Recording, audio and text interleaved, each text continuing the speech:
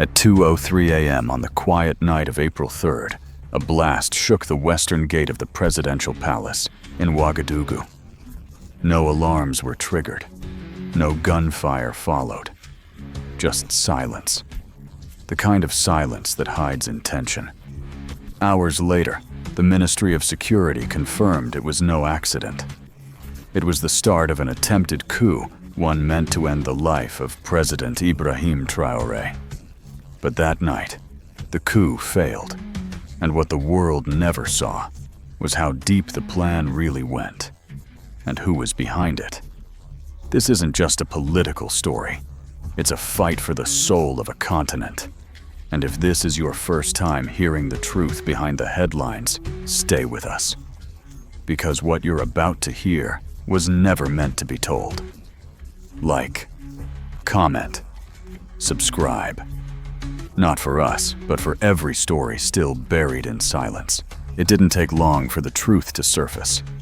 By late April, the government of Burkina Faso confirmed it had intercepted and dismantled a coordinated plot to overthrow the state. Minister of Security Mahamadou Sana stood before reporters and declared the attempt was real. The danger was imminent. And the trail leads outside our borders.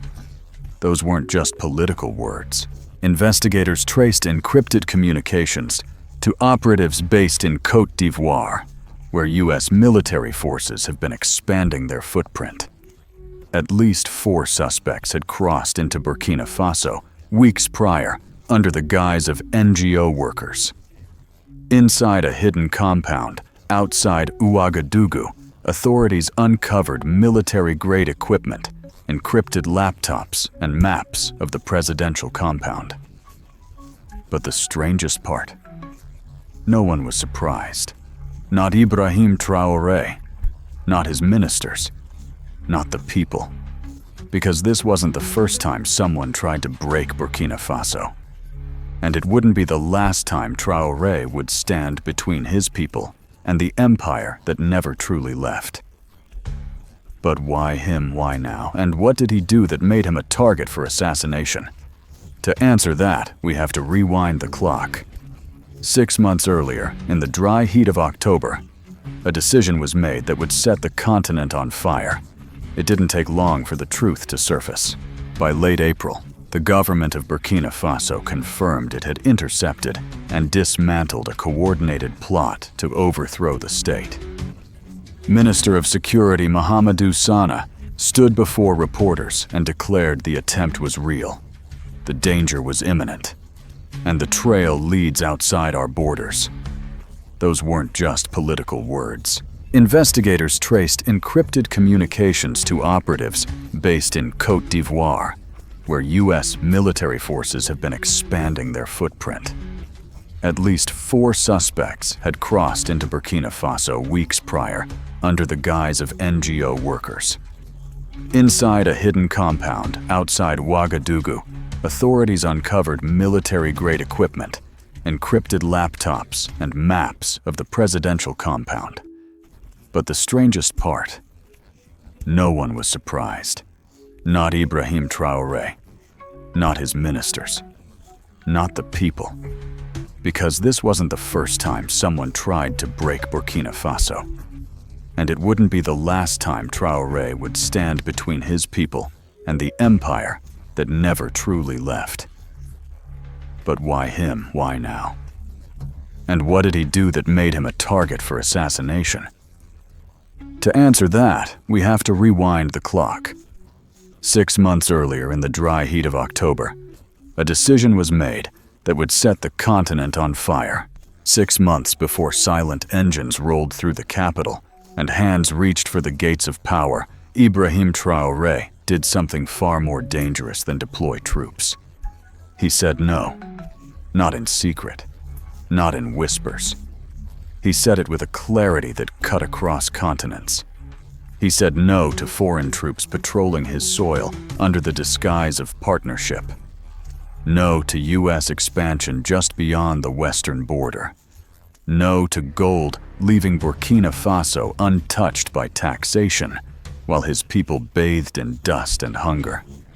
No to a global order where Africa remained the playground, the resource pit, the obedient silence. But this no, it wasn't defiance alone. It was truth. And the empire fears truth more than any weapon. He began with what others only dared to imagine: the expulsion of French troops. No drawn-out negotiations, no friendly photo ops. Within days, their bases were dismantled. Their helicopters grounded their flags, lowered without ceremony. It was swift, surgical, symbolic. Then came the mines. Goldmax, Western Gold Mining, Pacific Resources. These weren't companies. These were kingdoms in disguise.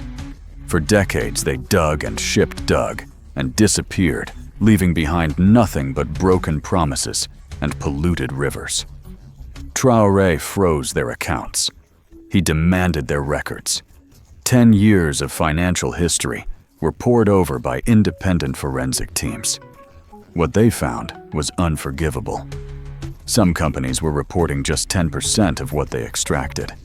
Others were faking employee wages to write off taxes. Billions had been stolen. Entire villages displaced. Children sent into shafts of darkness. So he nationalized the entire industry.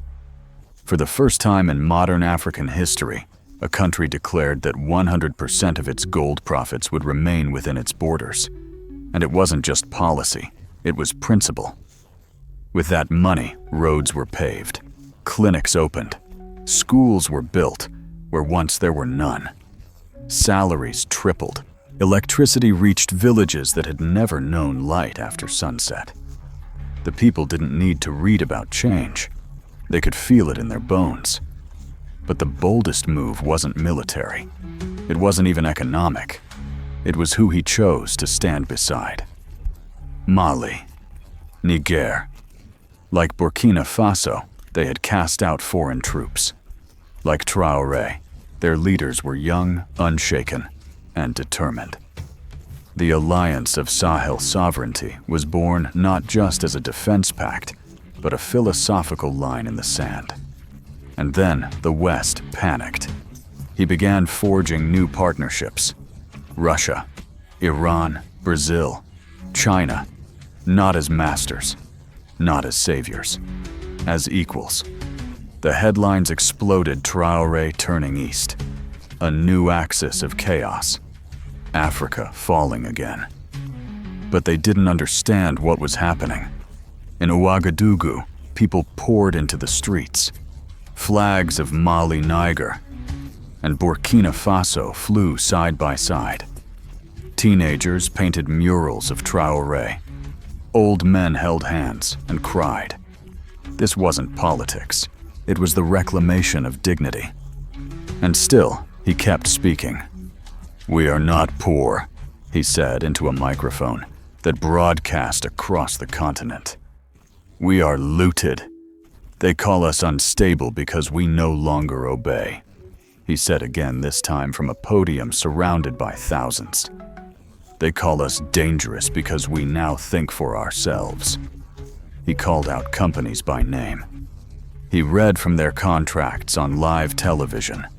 He exposed the bribes, the secret clauses, the land grabs that pushed 50,000 people from their homes.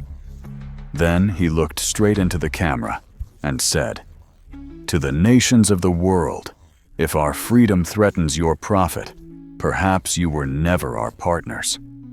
Across the continent, something stirred. In Ghana, students began to quote his speeches during campus protests. In Kenya, a new political party cited his reforms as inspiration. In South Africa, economists asked, "What if we tried it too?" But as the people cheered, the empire remembered its methods. The threats came quietly at first. Cuts to aid, suspensions of funding, accusations of media suppression. But then came the noise. Encrypted funds began moving into Burkina Faso. NGOs sprouted overnight. Articles appeared in foreign press outlets describing growing concerns and authoritarian drift. It was a whisper campaign, then a roar. Because they weren't just trying to isolate Traore. They were preparing to erase him. He knew it. He had read Lumumba's last letters. He had studied the death of Sankara. He knew what it meant to look power in the eye and refuse to kneel. He'd been a soldier long before he was a president. He understood what came next. And yet, he stood firm. They ask me why I don't fear what's coming, he told a rally crowd in Bobo Dioulasso. Because I am not alone. Look at them. He pointed to the people, to the thousands listening. They're awake now, and that is something no foreign check can buy, and no missile can stop. They were awake. Awake to the truth that the wealth of Africa had never left. It had only been stolen. Awake to the realization that if they did not fight now, they would be explaining to their grandchildren why the gold beneath their feet had built skyscrapers in Paris, but never schools in Ouagadougou. The West labeled him a strong man, but his people called him something else. They called him the mirror because in him they saw the Africa they always believed possible. And that was the greatest threat of all. Because if Traore could rise, others might too. If his nation could thrive without kneeling, others might stand up. If Burkina Faso could transform itself into a symbol, the world might see the truth it had hidden for centuries. That Africa was not a burden, not a charity case, not a backwater of failed dreams. Africa was awake, and the one who said no had given it back its voice. If you believe that sovereignty is not something to apologize for, but something to celebrate, leave a word in the comments below, respect. Because when a man stands with nothing but truth and still refuses to kneel, that's not just a leader. That's history in motion.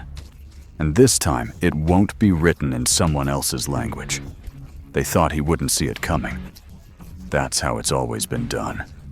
Quiet meetings, trusted hands turning suddenly cold, whispers in hotel lobbies, the tightening of invisible nooses behind closed doors. That's how leaders fall in Africa. Not with bombs, but with betrayals.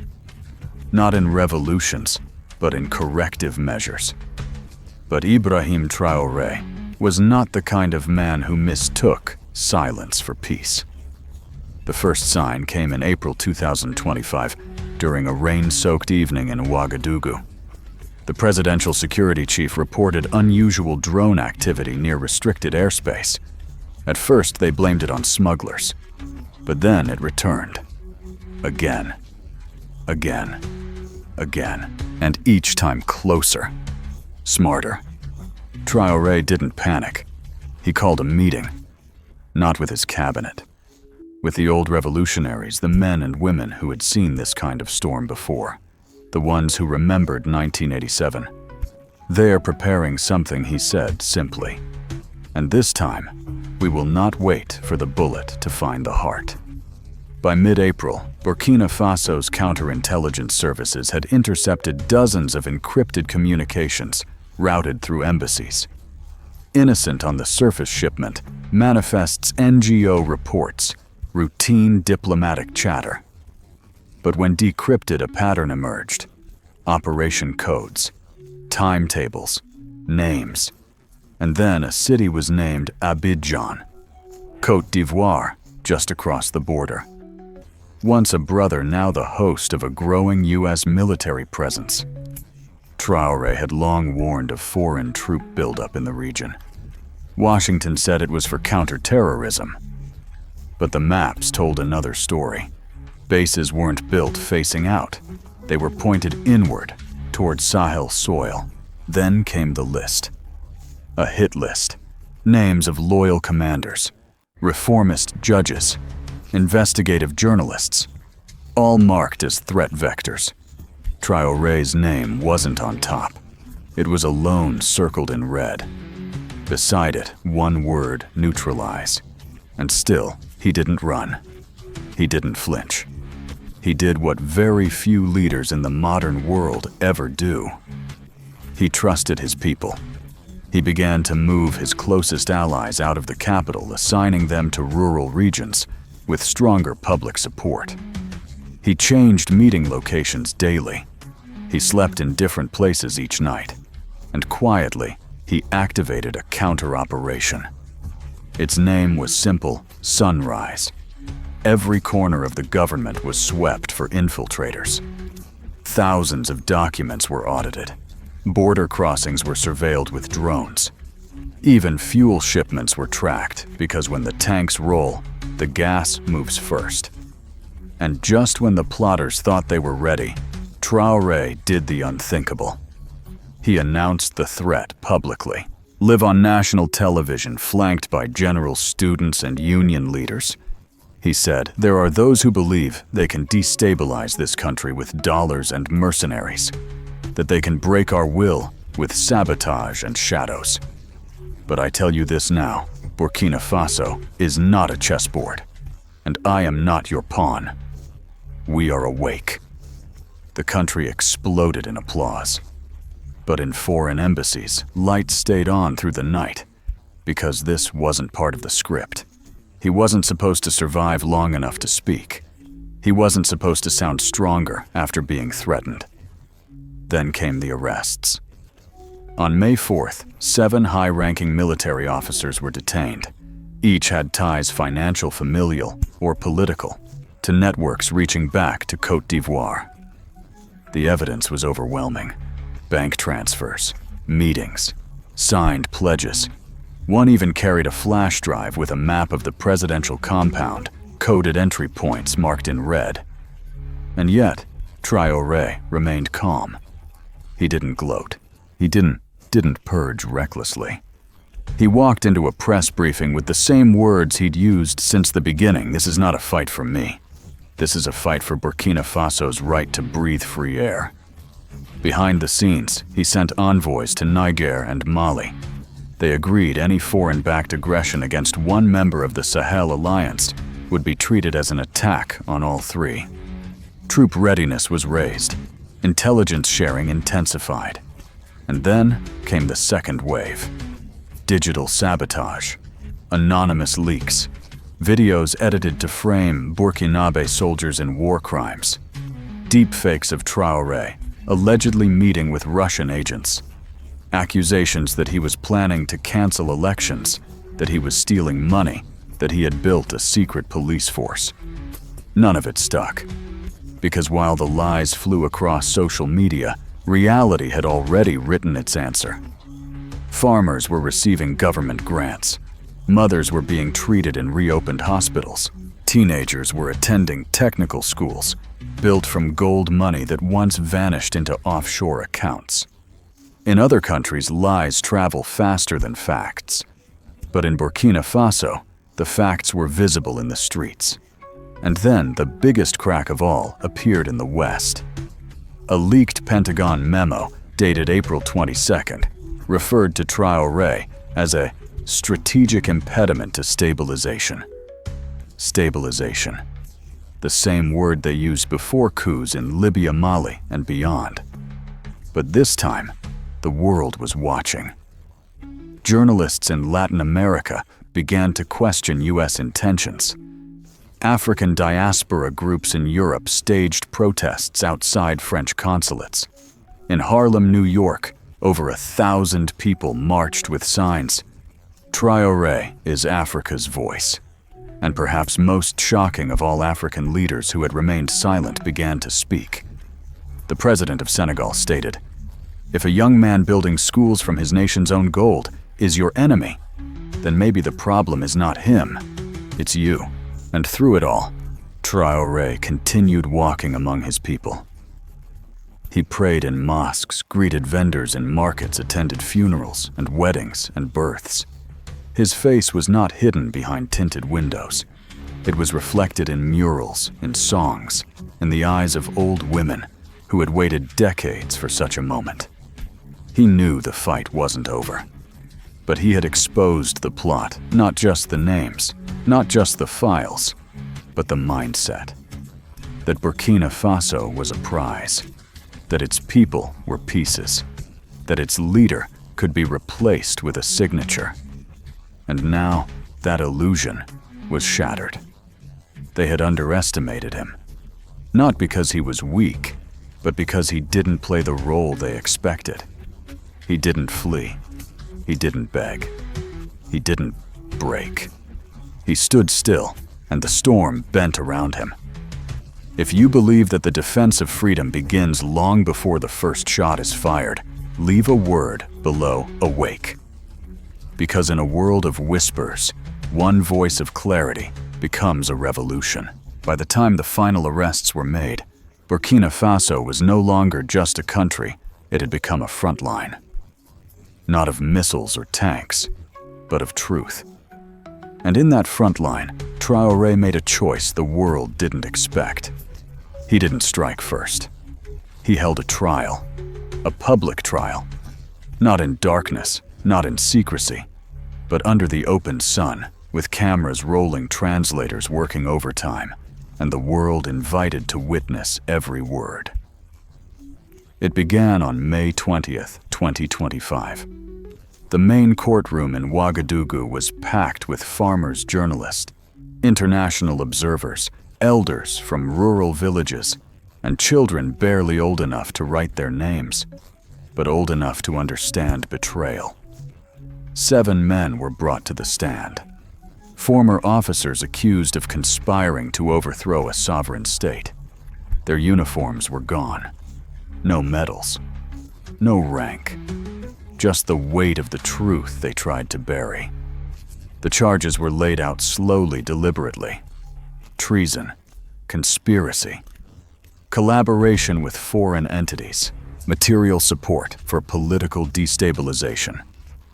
And then came the words that hit like thunder: attempted assassination of a sitting president. And yet Traore wasn't in hiding. He wasn't behind bulletproof glass.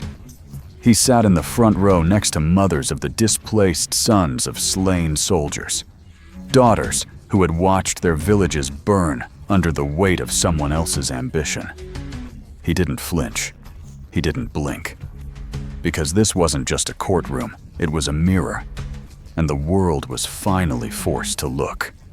Testimonies followed, witness after witness. Military drivers who had been paid to divert fuel trucks. A foreign consultant who admitted under oath that he had been hired to advise transition logistics before any coup had occurred. One banker came forward, breaking with his syndicate, revealing transfers made from an account linked to a defense contractor in Côte d'Ivoire. The timing of the deposits, days before the plot. And then came the recordings, leaked audio between one of the accused generals and a voice speaking fluent English with a distinctly American accent. "You will not be alone," the voice said. "The structure will fall cleanly. Our partners are ready." The general responded, "Once he's out, we return to business." And there it was, the motive. Not ideology, not justice, business. Because for them, Africa had always been business. That was the turning point. Outside the courtroom, people gathered in the tens of thousands. They held signs with words written in 3 languages. "This is our gold. This is our country. This is our time." And inside, the truth only grew heavier. One of the younger defendants, a captain barely 30, broke down mid-testimony. He confessed. He spoke of promises made, of money offered, of dreams dangled like carrots, a villa in Dubai, a seat in a new government, foreign passports for his family. "They told me I'd be a hero," he whispered, "but I would have just been a tool." His tears didn't excuse him, but they told a bigger story.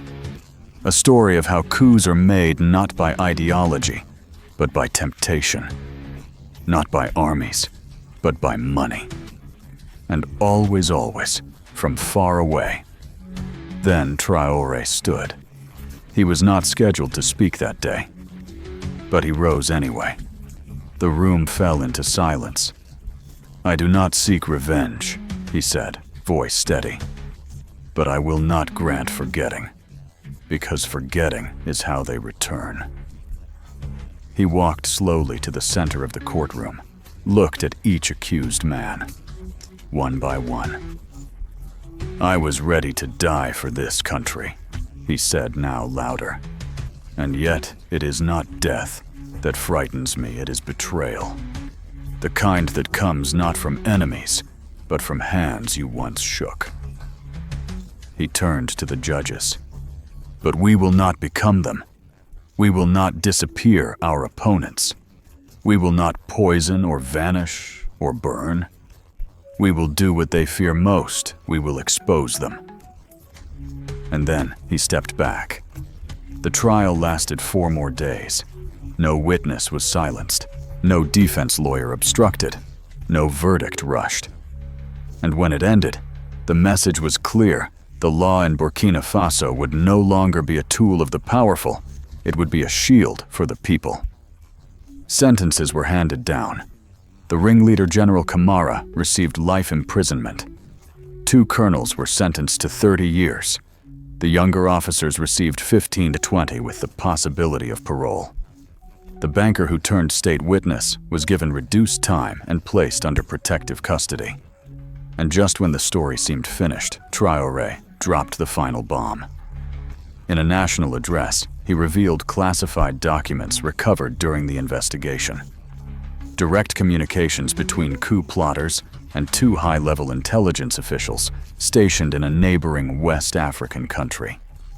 The language was clinical regime transition, asset extraction, civilian softening, but the meaning was clear. This was not just a mutiny. It was an invasion in disguise. He held up the papers printed and laminated for every citizen to see. "No more shadows," he said. "Let the light in." And the world blinked. In Washington, the State Department denied involvement. In Paris, they called the documents Russian disinformation. But in Lagos, in Nairobi, in Johannesburg, Hamas, people nodded because they had seen this story before. Only this time, it ended differently. The coup had failed, and the president was still standing. More than that, he had chosen law over vengeance, truth over propaganda, courage over chaos. And so something deeper happened. Across the continent, leaders who once stayed silent began to speak with caution. Citizens who once felt voiceless began to speak with fire. Activists, artists, journalists, everywhere.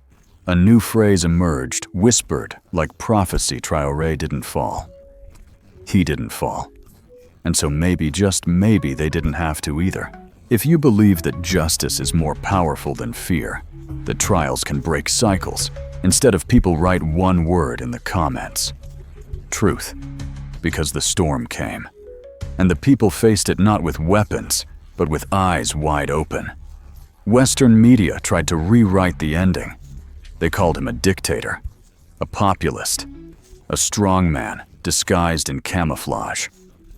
Op-eds flooded the internet, slick, rehearsed, paid for. The threat of the Sahel bloc. Traore's dangerous alliance. The African Putin. But the ground in Burkina Faso told a different story. Gold production was no longer secret. Every ounce accounted for every dollar traced. For the first time, the nation had a surplus. A real one. Schools opened in villages that had never even seen chalkboards. Electricity reached towns that once lit fires after dark. Maternal mortality dropped by 40%. Fatal mining accidents fell to 0. Government corruption fell with it. Because when the people watch the books, the thieves run out of pages. And something bigger was happening. Other countries began to imitate him. In Mali, foreign mining companies were stripped of immunity. In Niger uranium, contracts were reopened and rewritten. Guinea halted a $1 billion bauxite export deal with a French conglomerate. These weren't protests, they were policies. Africa wasn't just rising. Africa was realigning. And then came the twist. June 9th, 2025. Traore stood before a packed crowd at Independence Square. It was supposed to be a speech on agriculture. Nothing major, just another promise being delivered. But then he paused, looked out. His voice changed. "We have received threats," he said, "from those who claim to be our friends. Threats of sanctions, of isolation, of intervention. Why? Because we said no. But we are not isolated. We are united." The crowd stirred. No one was breathing. Then he raised a letter. Printed. Sealed. "This," he said, "is a formal invitation. As of today, Burkina Faso, Mali, and Niger have agreed to form a sovereign economic bloc. A single currency, shared defense, unified trade. No longer ECOWAS, no longer CFA franc, no longer puppets to old empires. We call it the Sahel Union." The crowd exploded. Across the continent, shockwaves hit like thunder. The headlines tried to bury it. But on the ground, something else rose. Flags of the Sahel Union appeared in street art in Dakar, in Brazzaville, in Lusaka, in Detroit, in Harlem. A movement had been born, and it carried Traore's fingerprints. Not just a military man, not just a survivor of coups, but an architect of something no one had dared in decades. An African future authored by Africans. And still he stood there, calm, unshaken, as the world reeled. "If this offends you," he said, "then maybe your friendship was never real." They tried to bury him in silence. Instead, he became the voice of millions. They tried to isolate him. Instead, he built a continent-wide alliance. They called him a threat. But in the eyes of the hungry, the poor, the forgotten, he became hope. In the streets of Ouagadougou, children now chant his name. In the mines, workers no longer dig for someone else's fortune. In schools, young boys no longer dream of fleeing Africa. They dream of leading it. Traore didn't just survive an assassination plot. He rewrote what survival meant. Not just to live, but to live with dignity, with fire, with purpose. And now the path he carved through betrayal, sabotage, and threats is being walked by thousands. If this story moved you, if it lit even the smallest flame inside your chest, like, comment, and subscribe. Let the world hear your voice. Because now it's not just Traore's fight, it's ours. Let them know Africa is no longer asleep. The fire is real. And we are still burning.